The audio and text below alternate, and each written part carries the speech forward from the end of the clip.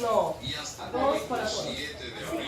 Estará cerrada de forma total la avenida del Puerto, comprendido desde la calle Peña Pobre hasta la calle Cristina. Se utilizará el doble sentido de circulación.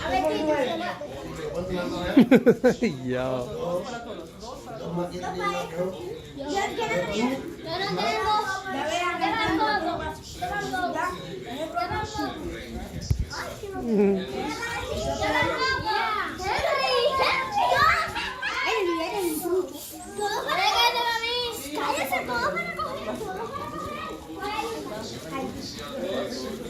Para ti.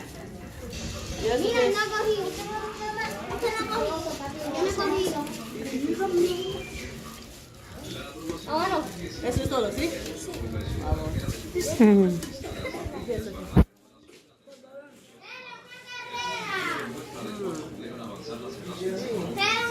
Podemos comprar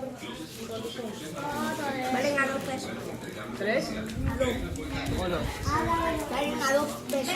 2 pesos, uno por uno. ¿Sí? Uno para y uno para todos. No, no lo vaya. Entonces,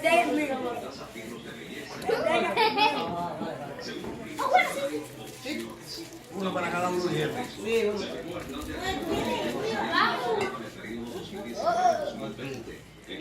¿Te gusta esto? ¿También? No, espérame.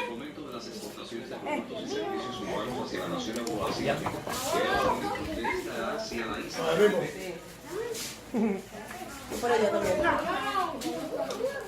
¿Todo bien? Gracias. Ya no me van